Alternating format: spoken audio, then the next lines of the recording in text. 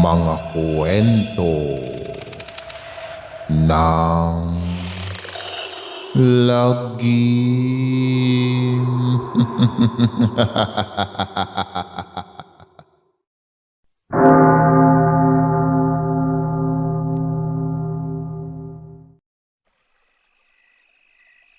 Kamusta na mga giliw naming tagapakinig? Pwede po kayong mag-comment kung nasang lugar kayo para ma-shoutout namin kayo at kung taga saan kayo. Maraming salamat mga giliw naming tagapakinig. Mula sa pinakaliblib na bahagi ng gubat ay iniluwal ng dilim si Narcisco. Sumuray-suray siya sa paglalakad dahil sa pagkahilong naramdaman. Nanlalabo ang kanyang paningin dahil nanlalabo nga kaya hindi niya napansin ang nakausling bato at nadapa siya. Pagkadapa niya ay nahawakan ng kamay niya ang isang bagay na malagkit at mabaho. Pagtingin niya, biglang luminaw ang mata niya na nanlalaki. Hindi lang siya nahilo, kundi naduwal na rin. Tai pala ang nahawakan niya. Pinahid agad niya sa mga dahon. Matapos iyon ay nahiga sa damuhan. Nang maamoy ulit ang mabaho at malagkit na iyon sa tabi niya, ay pinagulong ang sarili patungo sa ibang bahagi. Malaya sa nakakadiring tae. Nang wala na siyang maamoy, ay tumingala siya sa madilim na langit at saka umutungal ng malakas. Dinaigang baka. Sa mga sandaling iyon, si Kara ay tahimik na nakaupo sa sopa. Tila malalim ang iniisip, mangyak-yak na, ngunit hindi pa man bumabagsak ang mga luha, ay pinahid na ito. Tumingala para walang luhang pumatak. Makalipas ang mahigit 1 oras, pang pagmumuni-muni ng nakatingala ay saka lang siya tumayo.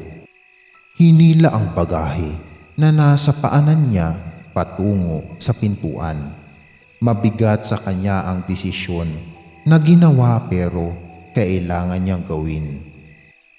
Mababaliwala ang pagsasakripisyo niya mula pa man noon kung hahayaan niyang mahulog ang puso niya sa isang lalaki. Huminga siya ng malalim at saka tuluyang inilak ang pinto at naglakad papalapit sa kotse. Tuloy pa rin ang pag-iyak ng binatang si Narcisco. Pinapadyak-padyak pa ang mga paa nang biglang may lumipad na tsinelas at naswak sa umaatungal niyang bunganga. Natigilan ang hibang, idinura ang maruming tsinelas at tumayo. Nagpalingalinga, hinanap ang may-ari ng tsinelas. Naulingan niya ang boses ng mga batang naghahanap sa tsinelas. Nakita naman niya ang mga ito. Kung bakit gabi na ay naglalaro pa ang mga ito ng tumbang preso. Mula sa kinakatayuan ay inasinta ni Narcisco ang lata.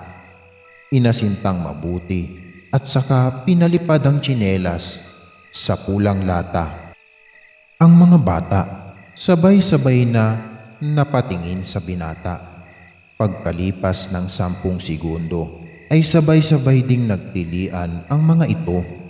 Pati mga batang lalaki napatili na rin at saka nag-uunahang tumakbo palayo habang sumisigaw ng aswang-aswang. Napakamot na lang ng ulo si Narcisco. Sabi sa sarili, mukha pang ang aswang ang mga batang yun kesa sa kanya eh. Siya na lang tuloy mag-isa ang naglaro ng tumbang preso.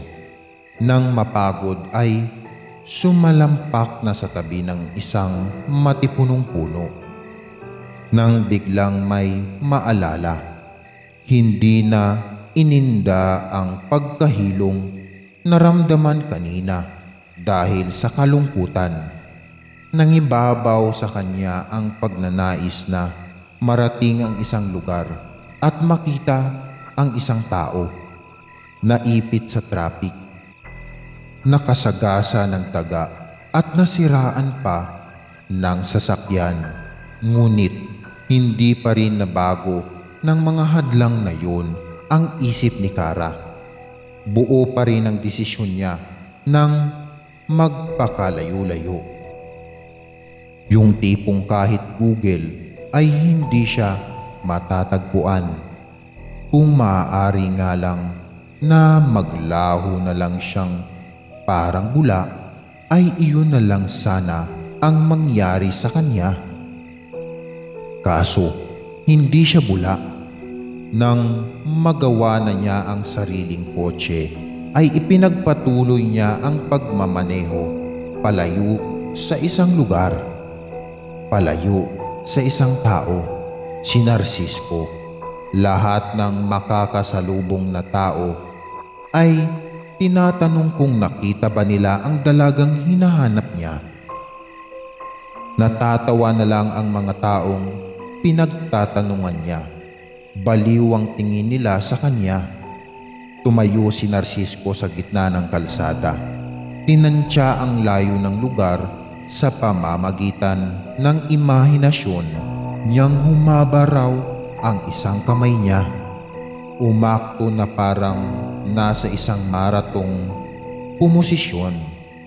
Nagbilang ng 1, 2 at pagbilang niya ng 3 ay mabilis na siyang tumakbo. Nabangga sa likod ng umaandar na sasakyan. Tumayo, nadapa, bumangon at muling nadapa, tumayo ulit at nagpatuloy sa pagtakbo. Simbilis ng hangin na lumilipad, pumatong sa ibabaw ng mga sasakyan. Nagpalundag-lundag hanggat may lulundagan. Naglambitin sa mga kable na parang baging lang sa gubat. Sumabit sa isang tawad dahil iniiwasan ang nakasalubong na itim na ibon. Muntik pa niyang masakal. Matapos makaalis doon, ay ipinagpatuloy ang humahagibis na pagpunta sa isang lugar, sa isang tao na ayaw niyang mawala sa kanya. Sa wakas, ay narating din niya ang pakay na lugar at pakay na tao. Si Kara, sa mga oras na yon ay urong-sulong sa pagpasok sa airport na parang sumasayaw ng cha-cha. Pati ang ulo ng guard ay napapasunod sa kanya. Sa huli ay dumiretso na rin siya. Ipinikit ang mga mata habang nakasakay na ng eroplano. Bigla siyang napadilat nang maramdaman na may nakatingin sa kanya. Muntik na siyang mapasigaw nang makita ang isang mukhang nakadikit sa bintana ng eroplano, si Narcisco. Nagkakandangiwi ang mukha, nakalapat sa bintana. Lumipad ito kasabay ng eroplano sa gitna ng madilim na kalawakan. Tila naging pipi naman si Kara sa pagsenyas sa katabi niya sa kung ano ang nakita niya. Hindi siya naiintindihan ng katabi, kaya pumara na lang siya. Pero hindi nga pala siya pwedeng pumara. Pinagtitinginan lang siya ng mga tao at pinagbubulungan.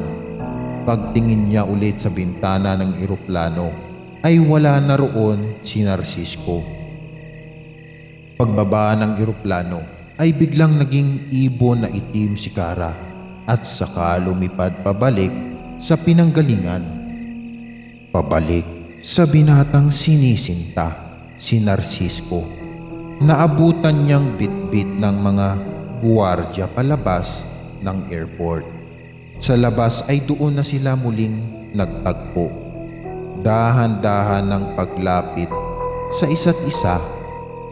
Nang tuluyang magkalapit ay unti-unti namang hinawakan ni Narcisco ang pisngi ni Kara. Hinaplos habang nakatitig sa mga mata nito. Imot na sana ang dalaga nang bigla siyang may maamoy na hindi maganda mula sa kamay ng binata.